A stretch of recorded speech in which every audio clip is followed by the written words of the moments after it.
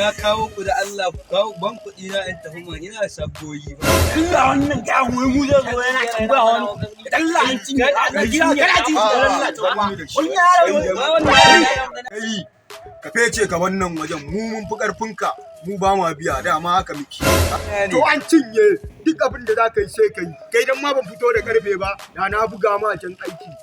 Haji baburin na gama da macacciya ce hayaki ta. Faruwa ne Allah na ji ina daga gida Allah ana ta mana hayaniya ko gida. Me yake faruwa ne? Wani gajan dan sau ne wai yazo yana raina wani hankali yana raina mai gida hankali. Kai ku bassa na gama da shi ku bassa na gama da shi. Ka zo. Wallahi gane. Ka zo da abun nan. Na zo da shi. Kai ka sai ka garbe a kugu na ga. Da an hana kuɗi na Allah ya isa. Kai ma.